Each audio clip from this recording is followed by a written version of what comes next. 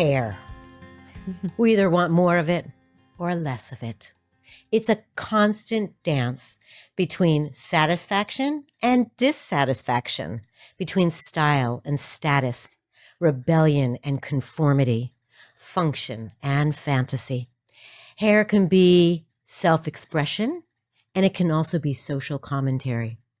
We spend extraordinary amounts of time either removing it or adorning it, from waxing, laser, and electrolysis to coloring, extensions, and highlights. How many hours and how many dollars have you spent trying to change, control, or enhance the hair genetics handed to you? Welcome to GynoCurious. I'm your host and creator, Dr. Amy Novatt. From both sides of the speculum, we're here to investigate what it means to be a healer and to be healed. Please write to comments at radiofreerhinecliffe.org. And to find out more about my clinical practice, please go to dramynovatt.com. And right now, while you're listening to the show, go ahead and comment, follow, share. Please, when you do this, as you all well know, the algorithms help promote GynoCurious and allow me to continue doing this show so I can provide information to you, the listening audience. So today, I'm thrilled to have Jennifer Donovan join me in the studio. And guess what? We're talking about hair. Jen is a graduate of SUNY New Paltz as a public relations and business major.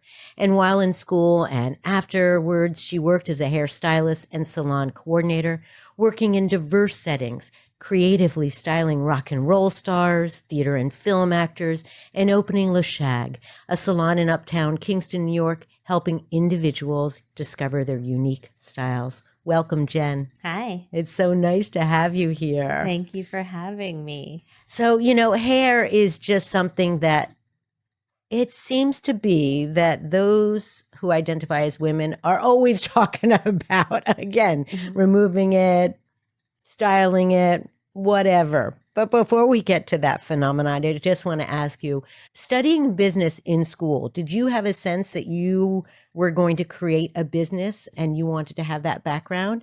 Or was it kind of an aside and hair was always, how did you merge these two things? Or tell me about the arc of your world and your business. So my grandmother was a hairstylist. Wow. She groomed me to become a stylist at 9 years old. So she taught me before that how to roll my doll's hair and how to cut my doll's hair. And eventually that led to her teaching me how to perm her hair, cut her hair. Wise woman. Yeah. So at 9, 10 years old, I was perming my grandmother's hair. Wow. I had her and a group of ladies that probably by age 14 were my regulars. So I was doing it sans license for quite a while. And when I decided in high school to go to BOCES, my family was not excited about it. They weren't excited to see me go into trade because I was a pretty good student. Mm-hmm. So under the condition of that, I would continue to go to college. I would be able to get my hair license, which I was excited to do in high school because I spent most of the day in study hall anyhow. So going to get a trade license makes a lot of sense. So I did that. And then I went on to SUNY New Paltz because I had such a great job with Mark Ferraro, who was a stylist for the many rock and roll legends. And I decided to go to college at New Paltz, study business. And there was a point where I actually was framing my college work around going to law school. Wow. But because I had such a successful following from Mark's and all my, fellow friends who were already in law school hated it so much, I was like, yeah, this seems like a pretty great career. So I started just focusing on doing hair, and it eventually led into me having the business and creating multiple revenue streams from it. And great. So it certainly sounds like a labor of love. Yeah. I mean, the love of your grandmother infusing it just feels so great. Oh, yeah. And within all of the spaces that I've ever had, I always have a piece of her in there, either something from her own kit for hair, styling, or a piece of her furniture that she used in salon that she had. Wow. Wow. So Is it's your very grandmother special. still living? No, she was 95 when she passed away. Oh, nice long life. Yeah. Yeah. Great. So those chemicals can't be all bad, you know? Some say they're even preservatives, you know? Who knows? She's a lot of fun. That's great. That's great. So, as I was thinking about our conversation today, I was thinking about the history of women and hairstyles. I love history. So whenever I talk to anybody about anything, I kind of think, what happened a century ago or 2 centuries ago? As I looked back at photographs, images of women's hairstyles over the years, it looked like styles kind of come, go, come and go, come and go. Mm-hmm. In your career, have you seen, I guess, what would your comments be about styles and the trends that come and go? Well, the world after COVID has changed so much. Trending styles, like what all the kids today, they come up with names for hairstyles. They have all these blends that they do. And I'm not really on that. I'm all for a form of freedom of expression. So trending haircuts and things like that aren't something that I usually follow. Right. And I feel like after COVID, everything shifted into refocusing on your personality and, what comes out. And that sometimes happens to pick up in trending markets. But, for me personally, like staying away from trending cuts and going with more of what you emotionally feel is more of the trend setting thing for hairstyling these days. Interesting. In my office, as I mentioned in my intro, there's often laments about hair. Mhm. Women are complaining about too much in one place, not enough in another, or, oh, my hair's so kinky and curly, or, I wish my hair wasn't so straight. There's always some kind of lament or dissatisfaction, which doesn't terribly surprise me given the amount of dissatisfaction women feel around their bodies as a whole, unfortunately. Mhm. But how do you assist women, when they're sitting in the chair and you're taking care of them? How do you help them with those laments? So one of the biggest things that I always tell a lot of clients, because they'll come in and they'll say, my last hairstylist didn't get it. There's a big relationship that comes with a hairstylist. Not to say that you can't switch around hairstylists, but if you have a long standing relationship with a person that is shaping who you want to be viewed as, they'll know, how to work with you to understand what you're trying to articulate, because each person has their own, way of explaining what they want. Like long doesn't mean the same to every single person that comes and sits in my chair. Short is definitely not the same to everyone that comes in the chair. Like the color red, like when people are like, no red, but you're looking at them and there's clearly some kind of red in their formula. You're like, you just kind of have to say, okay, there's a lot of mind reading, and also you have to pick apart a conversation, and it takes a good stylist will sit down and discuss with you and listen to what's going on in your world to actually come up with what they think will work for you. Yeah. Which is one of the things that we train for at LaShag. It's not about just coming in and showing a picture, which now is all AI, of like some person that's been styled and propped underneath, a bunch of white lights. Like it takes a full conversation to be like, what's going on? Why do you want this? Did something happen? Are you changing? Is anything changing? Are you going through any medical stuff? A good stylist will sit down and have a full consultation to understand your personality and figure out what you need. Because our hair is so personal. It's so personal. So personal. Yeah. And it's so infused with emotion, as you describe. And you're right, so infused with kind of where we are in our lives. Correct. Yeah. Yeah. And And I imagine it's also influenced by, okay, if you've got a partner and the way she or he might feel about your hair, or a job description that's changing, all of these things. So I guess I'd want the audience to know that it's, it's not an unreasonable expectation to walk into a salon and have this conversation with the stylist, right? Yeah. No, Yeah. you should have this. The worst thing that you can do when you're having a conversation with a stylist is feel like you're trying to meet that person's expectations, or like you're embarrassed to tell them what you want. Yeah. Or you're taking their vibe and like applying it to your own and just completely ignoring what you wanted or what you expected when you were going in.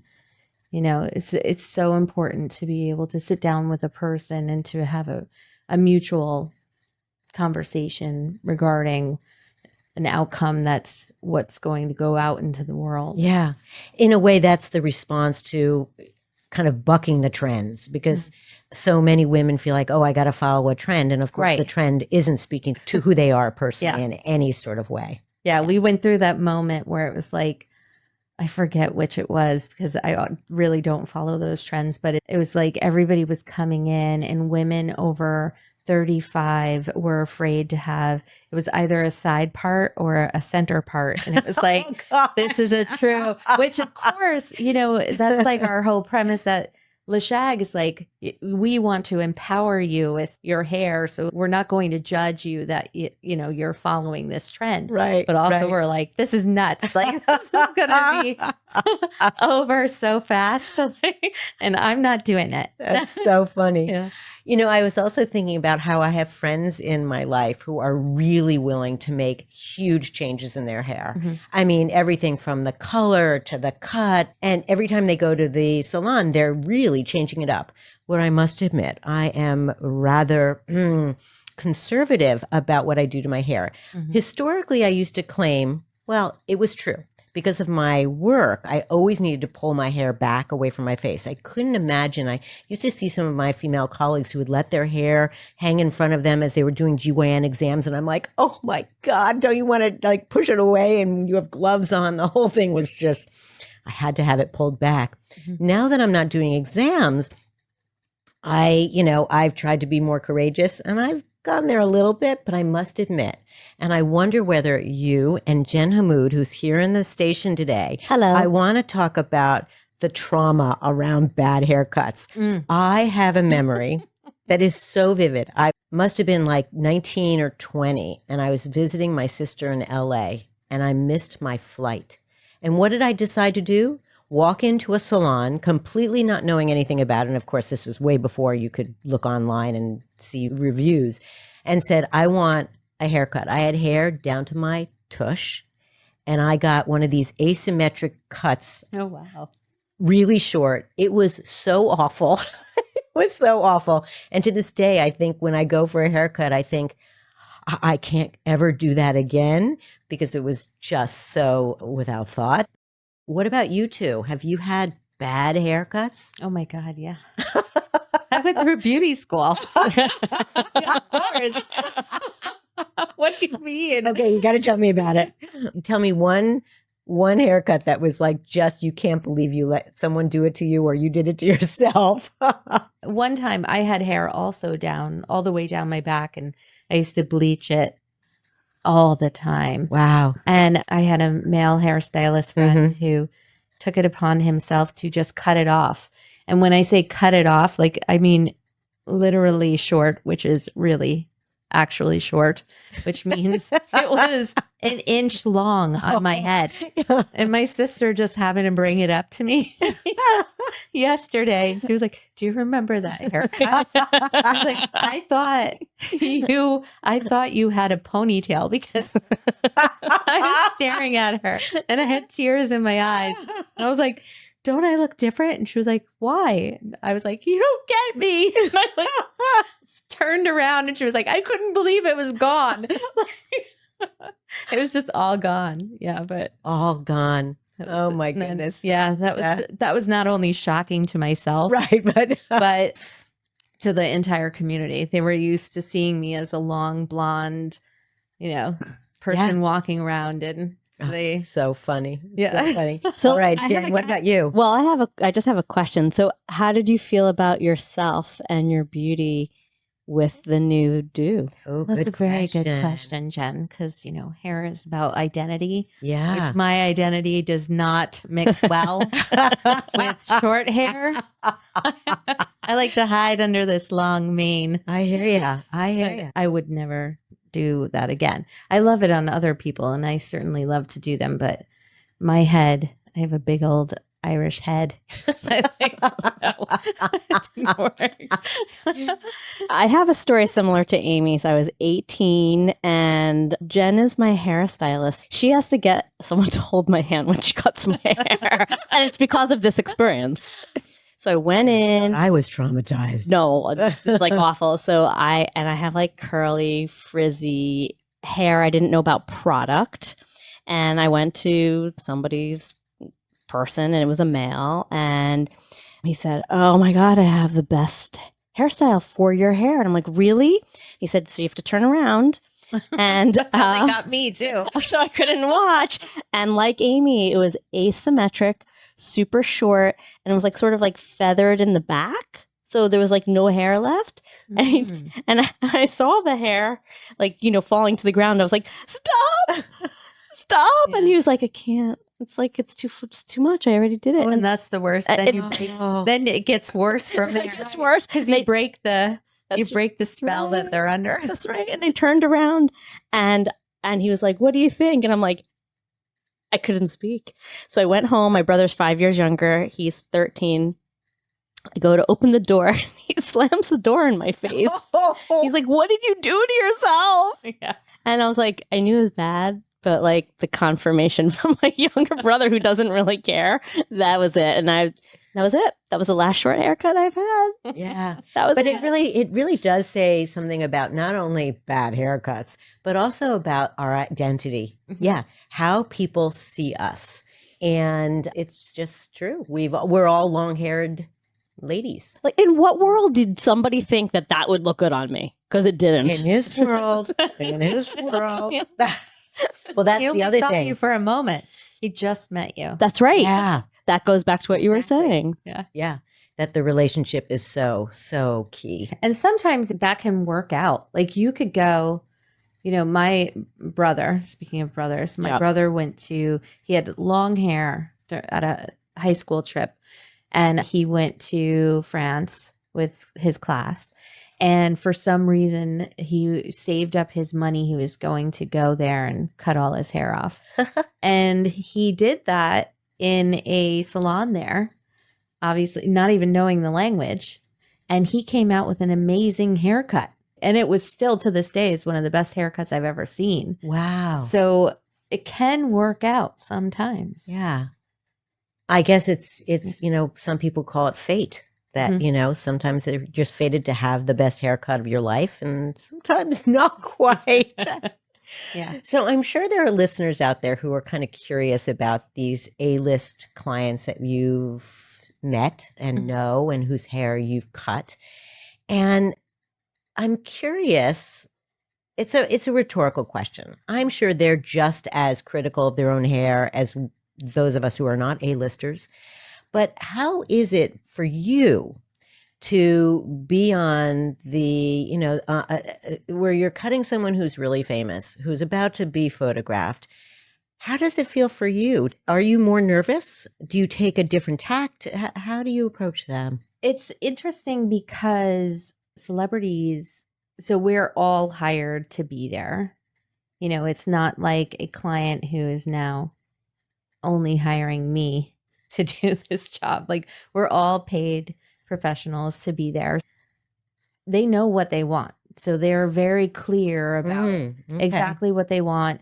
We've all been given the script on what we're going to be working on.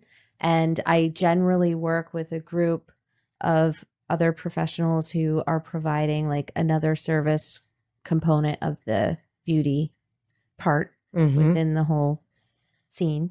And so generally there isn't a lot of nerves. There are some times where I could be working with somebody who's a little more difficult, But in general, I usually work with more seasoned celebrities who are used to the industry and they're very specific, very clear. They sit down, they focus on just getting that done at their time that they're allotted, and they move on. So there's not a lot of questioning. There's not a lot of, so the nerves mostly come from the expectations of the studio that you're working with or the producer that you're working with, and trying to be maybe the middleman between the producer and the celebrity, and like what the celebrity wants versus what the studio wants, and those kinds of things. So working with somebody at this point in my career, I'm not nervous about doing my hair because I know I can do it. Right. But, back in the day, Yeah. I'd probably be standing there with a curling iron for like 20 minutes, like starstruck and, bewildered. Yeah. Well, and I didn't think about that third person in that relationship, the producer, the director, whomever. Yeah. But what's interesting about that is that just because they're celebrities and they sometimes have more money than God, but they're still just like everyone else. They're still exactly like the rest of my clientele, who are all lovely humans who have insecurities, and they have their personal issues, the gray hair, growing questions that every woman in my life asks me every single day. And they unload all of that on their stylist right before you're supposed to go on stage. So it's always fun. Yeah, we're all humans. Yeah. We're all just trying to figure this stuff out. Yeah. And of course, I'm always in the beauty room. That's the most relaxed place to be on any set. So everybody comes in to hang out and ask questions and try products. And it's just like being in the salon. So that's sweet. It's interesting because everybody always thinks that the person that they see on the screen is going to be who, you deal with, but that's an actor. They have the same lives. Yeah. Same boy troubles, all kinds of stuff. So in my experience as a gynecologist, I'm often having conversations with women who are losing hair due to medical illnesses, chemotherapy, etc. But there are celebrities who make decisions to have shaved heads in very definitive, outspoken ways. The most recent one is Cynthia Erivo from the Wicked series franchise, Charlize Theron in Mad Max Fury Road, Sigourney Weaver in Alien 3, Sinead O'Connor, who make these decisions with great integrity. And I've heard interviews with some of these women who describe feeling very empowered by having this style.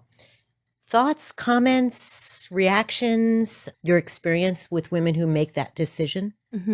So I completely understand why they would make that decision, because I've been alongside so many women who have had to make that decision, not because they wanted to, but because of medical reasons or anything like that. But in the breaking down into a character that has had to have that type of experience, hair, it's cultural, it's an identity, it's a whole thing that we often don't think about, but it's the first thing that people see. Right.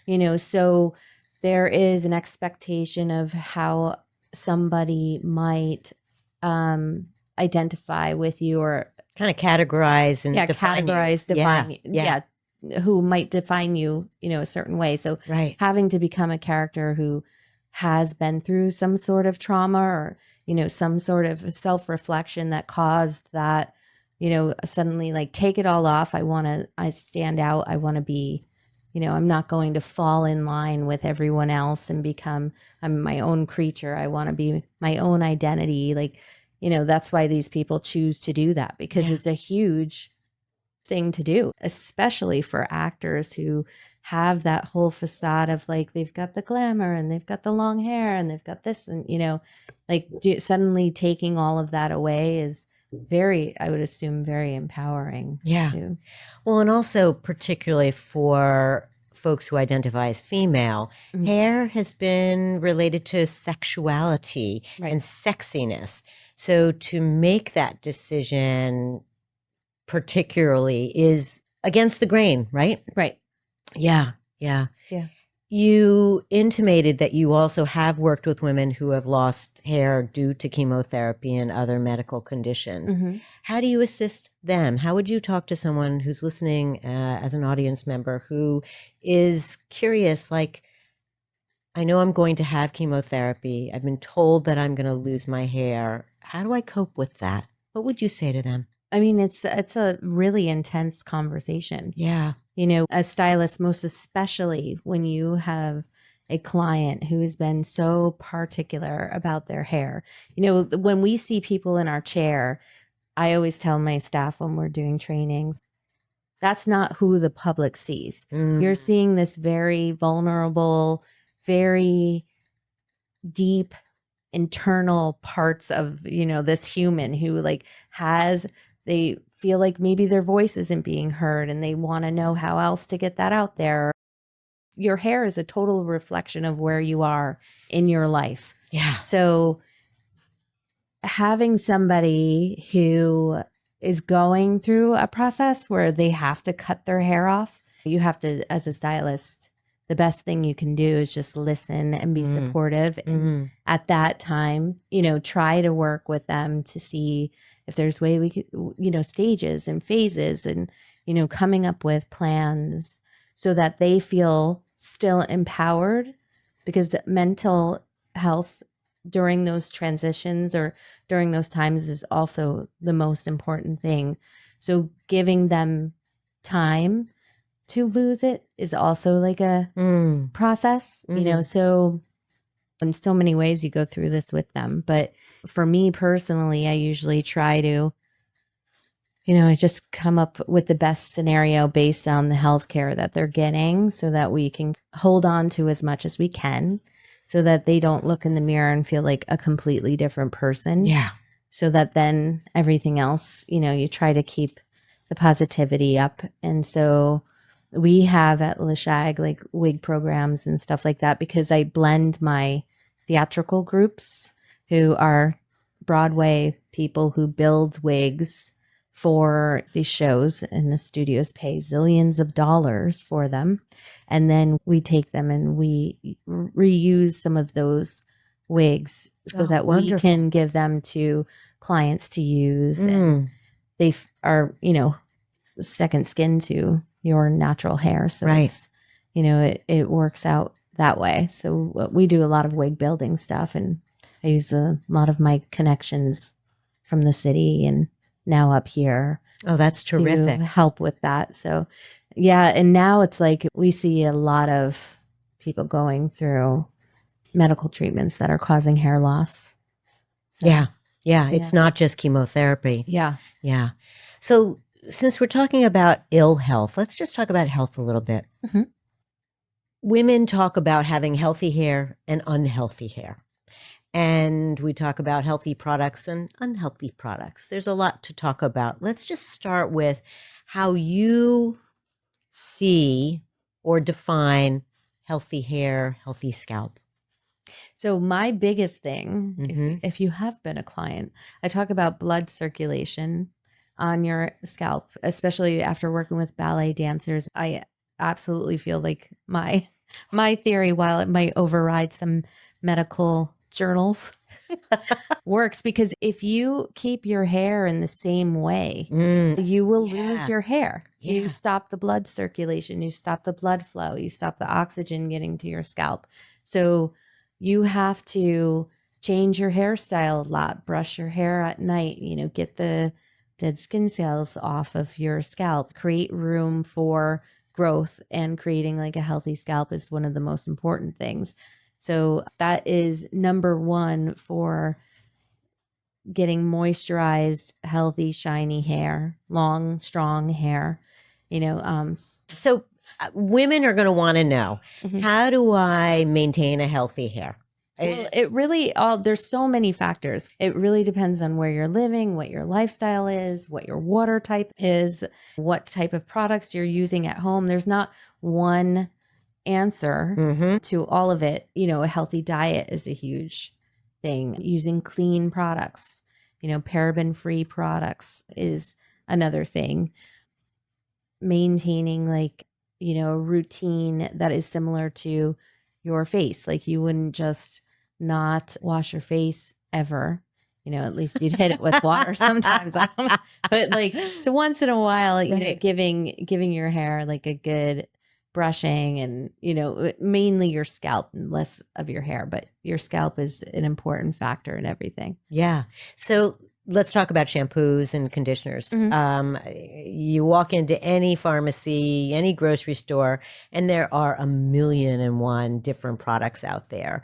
And some are very recognizable. They've been around for decades. How would you direct a listener to choosing products that are better than others? Well, the product industry is, very tricky. Yeah. And now, especially with all of their TikTok has a store and things, I've heard. So a lot of people can get things on there, which actually more so than ever, you have to really watch that you're not getting, a false product, counterfeit product that, Right. because that happens in the beauty industry as well. If it's a Davines product, and, at the salon, it's a $30 bottle of shampoo. If you find that bottle of shampoo and it's less money, there's definitely something wrong with it. They're using the name just like in any other fashion brand that, they'll try to sell it to you and it's not the true product, or it's expired or tampered with or something. Very much like the vitamin phenomenon. So many supplements claim to be yeah. something and they're not. Yeah. They're not. Yeah. So again, someone's looking at those counters full of products. You mentioned parabens. What are some other guidelines that you might give people around just ways of determining whether something is a little bit healthier than not? Well, I would say that unfortunately, it does come down to pricing in today's world. Yeah. The more expensive, probably the better it is, only because in a scenario like Target or somewhere like that, because they are using a cleaner line of ingredients and things like that. But most of the box stores, they don't really sell healthy hair products. Yeah. Even at the health store, the products that they have just fall a couple percentage lines below the FDA requirements of what is actually on the market. So some people will say, I've been using Herbitint on my hair for the last 10 years and I don't want to use something toxic. But I'm like, well, sister, Yeah. that's like 0.5 less than what I'm going to put on, a quality salon or somebody that's, a quality brand. Right. Will sell you products that are more aligned with most likely where we are in our environment and things like that as well. It's so tragic, that you've got to pay for cleaner stuff. Yeah. And it's true for food. It's true in so many industries. Yeah. So as a woman who has allowed herself to go gray, I think I've shared with you, I grew up with a mom who turned gray when she was like 29, 30. So it was totally normalized for me. But I was thinking about hair dye and, it's incredibly popular, as you probably well know. I was looking at some studies. In 2017, a report by Statista showed that 74% of women aged 18 to 59 dyed their hair at least once a year, and 16% of women 18 to 29 dye their hair at least once a month. And also, again, historically, dyeing is not a new phenomenon. It dates back to ancient times using plants such as henna, indigo, turmeric, cassia, black walnut shells. Again, there's so many options for hair dyes. So how would you lead women who are dyeing their hair regularly? How, again, do they find something that's a little less toxic? Is there some guidelines, not just price, that they might look for? Do you mean in salon or at home? I guess teach me about both, because as a person who doesn't dye, I didn't think about that. Well, there's only really technically not many manufacturers in the United States that pump out beauty products. So technically, when you're getting hair dye for at home, when you're shopping in the category of what you would see in a box store, those are all coming from the same manufacturer. Oh. And the reason why the price is so low is because they're using very inexpensive products, and most likely those aren't the healthiest for you to absorb. But of course, if you're only doing it once in a while versus like every 10 days, that's an issue. Yeah. But in a hair salon, depending on which salon you choose, there's usually a curation that comes with quality products that will be less toxic on your scalp and might even use more of going back to primary, like beets and plants, and which Davinus is one of those companies, because it's not only about the person receiving the hair color, it's about the stylist putting it on. Like a good salon will not want a stylist standing there putting crap chemicals on someone else's hair all day, sucking that in or putting it in their own skin. Right.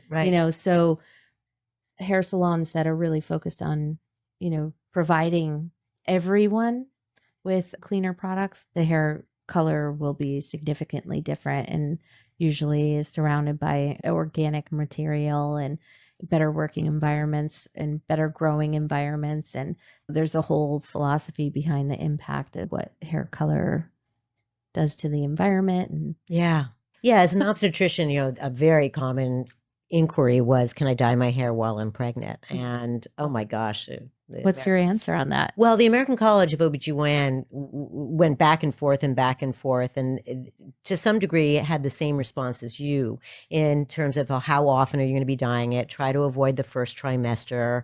Try to use organic, natural products because it is absorbed through the scalp. And if you can avoid it during pregnancy. But if you can't, because your sense of self-worth and capacity to do your work and, be happy in your life is impaired by your not dyeing your hair, then go ahead and do it. Yeah. And of course, the science around it is extremely limited. Who can study that? Because if you're dyeing your hair, you're also eating foods and you're also living in a toxic environment because, how do you differentiate the hair dye from all the other possible exposures one has? Exactly. Right? So it's just thoughtful. That's exactly my line. Excellent. I'm selling hair color at the salon. Okay. Is there a most popular color? Do blondes really have more fun? Yes. Oh, I mean, you're a lucky girl. I haven't been in brunette very often, but I'm going to say yes. Yeah. Blonde is a very popular color, but mostly because it blends in with most natural colors. So that's counterintuitive to me. Yeah. Oh, yeah. Really? Yeah. If someone has dark hair and they want to go blonde. Well, if they're going gray, then you can blend in. Okay. And even when you're dealing with somebody who has dark hair, like there's so many degrees of blonde. Right. But, generally, if you're going to do highlights, blonde and stuff, and even in a brunette, they'll eventually blend in. Yeah. What's your favorite part about your job? The people. I hear you. It's my favorite part about my job, building those relationships. Yeah. There used to be this really sexist old joke that said that women needed only 3 people in their lives. Their gynecologist, their stylist, and their nail person.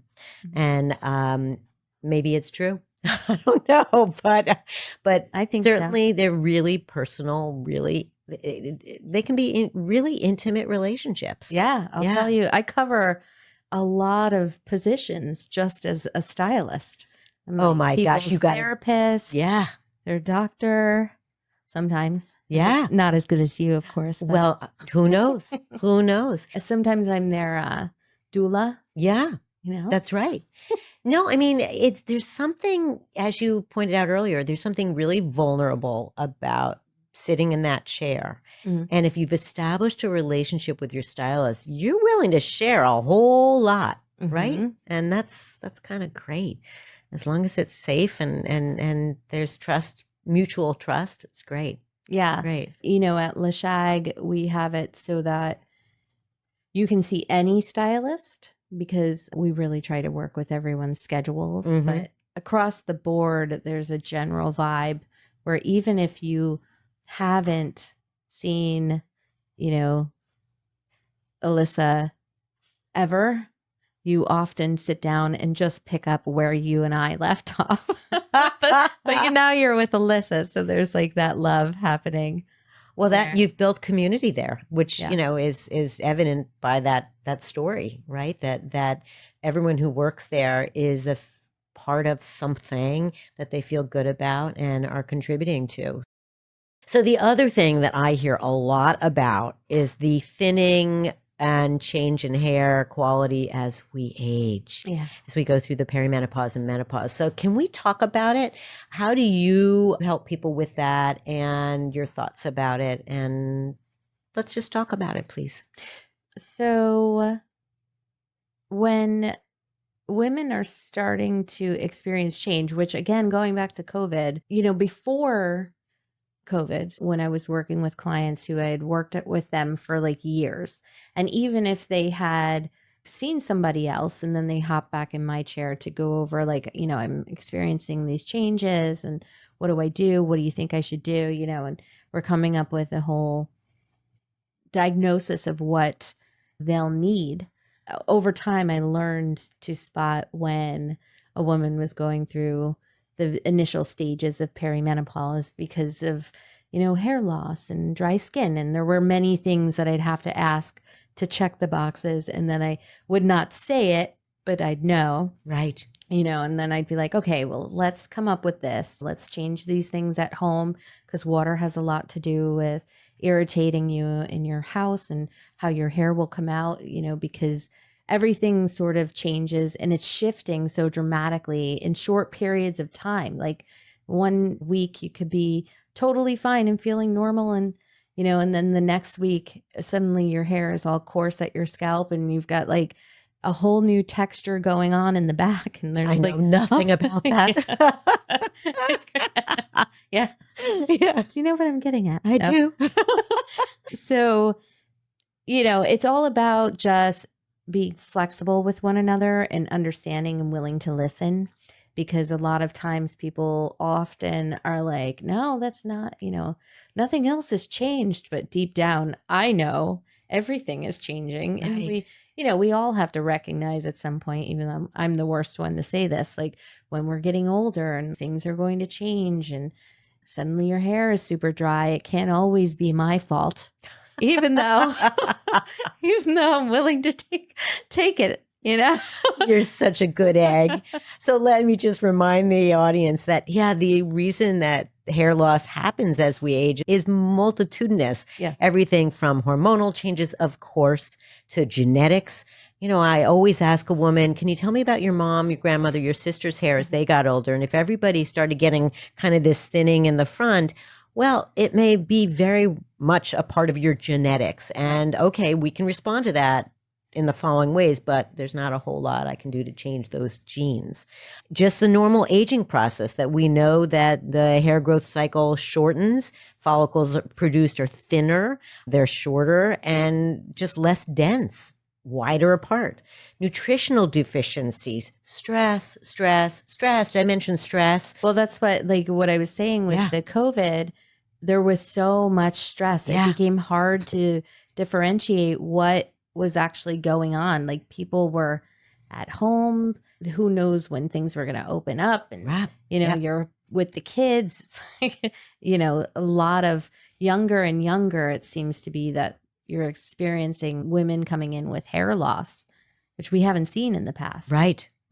Yeah. I just had this image, and I don't know if it's accurate or not, but I know that, again, I can only reflect on what I do. When I go home, if I've had my hair down and I'm about to prepare dinner, I'll often kind of pull it up and put it, into a bun just to get out of my pots, Mhm. And I'm wondering whether during COVID, when women weren't having to get dressed up, Mhm. they weren't styling their hair as much because they weren't going to the salon, whether there was also more of this kind of pulling it back, putting it under something tight like a headband, and that was part of the reason too, not just the stressors. Oh, yeah. But they're just behaviors, as you've indicated, were so much about less kind of movement and just like, I just got to get it away. I've got too much to do. I've got, I'm parenting and working all from the same little house. And Yeah.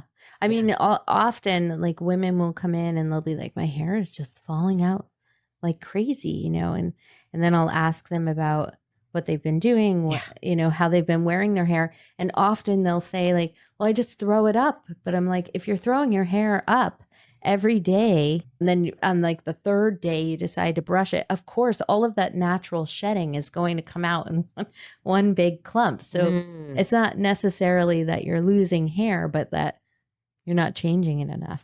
Interesting. Well, it's like the rest of the body. We often talk on GynoCurious about movement, how important movement of our body is, getting outdoors, changing things up, having a diverse nutritional intake, not just one thing over and over again. So all the same thing applies to the hair, and it's just an extension of our whole body wellness, isn't it? Mm-hmm. Yeah. Absolutely. Yeah. We're coming to a close, and I want you to talk about something I haven't asked you about, whether it's a perspective that you have as the stylist and how it feels, or is there a question that people ask all the time that I just didn't even bring up? What have women taught you over the years that you've been doing this work that you want the audience to know about, to confirm for them, affirm for them? What might you say? I would say that the greatest gift in my experience thus far is the ability to listen and learn from others. So having every woman in my chair, which, I've been doing this for a very long time. Since she was 9. Yeah. I love that image. Think about the stories I've heard, but also about women's experience in life and how I can apply it to my own existence and how I can help others with that knowledge, because I get to see somewhere between 10 and 20 women at least a day, and I listen to them deeply. I hear about their experience. I hear how it's affected their entire existence and their world and their house and their friends and, and the meaning of all of that. So it's really important to just pay attention to, each other, learn from each other. Indeed. Listen deeply. I mean, that's what we're doing on GynoCurious. We're trying to listen deeply and share stories that are both personal and universal. And, when I thought about having you here today, I didn't want to get too technical about hair. It's out there if you want to read about it, but I really wanted to hear how it's been, because you're a healer of hair. You are. You are not only a healer of hair, but what you've just shared with us is that you're also helping women heal when they're in sometimes their most vulnerable times, whether it's chemotherapy or the loss of a partner, and all of a sudden now dating, at 50, to the trends that are happening that are really not doing anyone a service, but they're everywhere because, we're being constantly bombarded with TikTok and images of everyone else and how beautiful everyone else is. So it's hard. And so I applaud you for listening deeply, because I can certainly tell you I've been to stylists who don't listen deeply and give me an asymmetric haircut. If you're a stylist listening, that's the biggest key to your success.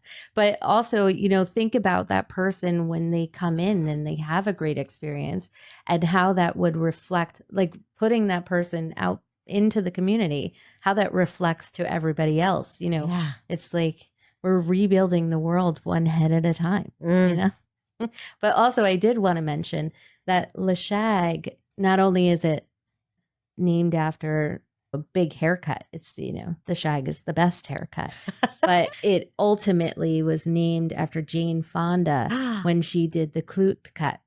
Wow. So, Le Shag stands for empowering women and helping women to identify with where they're at in their lives and how they want to be mirrored into the world. So, it's fun. So we have to be brave when we sit in that chair, and we have to be honest. And very honest. Have to really ask ourselves, perhaps before we walk into the salon, like, How are we feeling about ourselves? How do we want to project into the world? What's new? What's not new? All these questions, they're really deep and important. And of course, they extend way beyond our hair too. They extend to how we make choices around our love relationships, our work, our nutrition, who we choose to be our gynecologist or our primary doctor. All of these relationships are so, so important and demand that we ask these questions. Mm-hmm. Yeah. And if it doesn't feel like a good fit, Mm. it's okay to get up and leave. Right on. I tell women this all the time around doctors because, you know, it's funny. I hadn't thought about how women sit in your chair and the first thing they say is, oh, the previous hairstylist I went to did the following. Oh, yeah. You know, as a clinician, it happens a lot where Yeah. women will come in and tell me about their experiences with other doctors. And it's kind of heavy. You know, part of me, I want to hear it. I want to know what they're afraid of or what their expectations are. But there's also a part of me that I can't apologize for the system. And Right. because right now the medical system sucks. Right. And I respect and understand why my colleagues are stressed and burnt out and not taking time. I don't condone it, but I understand it. Yeah, it's a lot to hold on to. It's a Yeah. lot to hold on to, and we want to be empathic and supportive. At the same time, we understand the limitations of your industry, my industry, and all that they entail. Right. It can be a lot of pressure. Yeah. For sure. Yeah. Yeah. So what do you do Mm-hmm. to alleviate that pressure? What do you do to bring you pleasure in your life? Do you really? Yeah. That's a different show. I ask every guest who comes on GynoCurious at the end, what gives them pleasure? And women will sometimes say, do you mean sexual? Others will say they don't even go there. They just talk about how they love to walk in the woods. And of course, I hope there are many things that give you pleasure Mm-hmm. throughout your life. But when you're not working, when you're not holding the vulnerability of women and their hair and the loss of their hair Mm-hmm. and all those questions and conversations that we've talked about today, what do you do for you?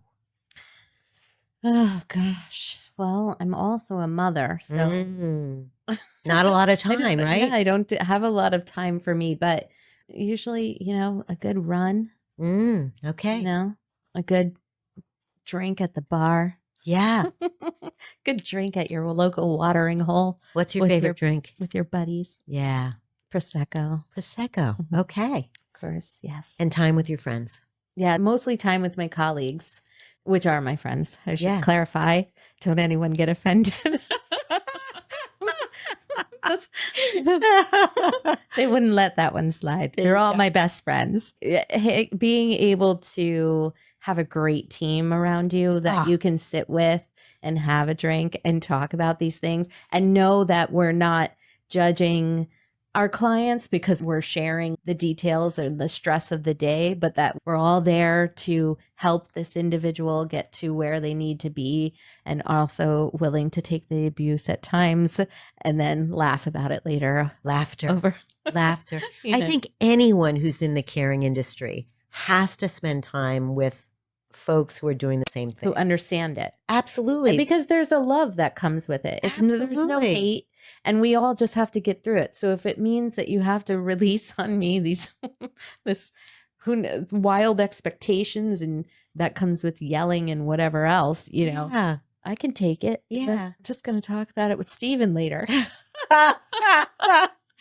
Yeah, these stories in a way have to be shared. Yeah. And again, it's not an attempt to dismiss folks or make fun of them. That's not it at all. It's another way of talking through it. That's and right. Never in That's right. a mean way, No, we learn from it. We learn from it. Absolutely. And almost everyone has a story relating, like, we all think that this is an issue. This is my personal issue, but I probably have heard it 10 times already, maybe in the same day. So it's like, of course. Of course, it's like, how did you get through this when this person asked? I heard that person ask this last week, so you have to talk about it to come up with a solution together. Yeah. And, as the boss, I suspect that your friends slash colleagues are so grateful for the intimacy that you create over a drink, over these stories, Oh, yeah. the sharing.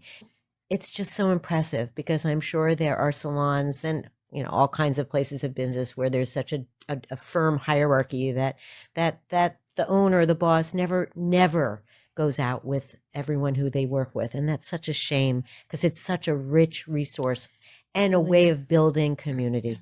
Well, creating like a happy environment, Yeah. it's not always about just selling something and getting clients. And, you want to make them happy, but it comes from making your staff happy, Totally. making your colleagues feel equal and that everybody has a voice in this environment. And if you're uncomfortable with something, we want to hear it and we want to talk through it. And then I always know that they will go to their guest and they will treat them with that same respect right. and love. That's right. Because that's what our whole thing is. Yeah. Like it's supportive, it's honest, it's sometimes hurts, but we're all there for the same thing, which is success. And that's just how you get there. Yeah. As far as I know. Yeah, me too. So anyone out there, if you are going to have your hair cut with someone who isn't respectful, listening, really patient with you, then get out of that chair and find someone that is. And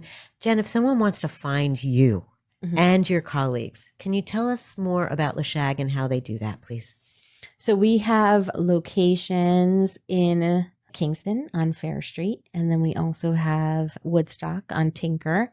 And we have a boutique hotel, which is the Maiden, which is on the corner of Maiden and Clinton Avenue in Kingston.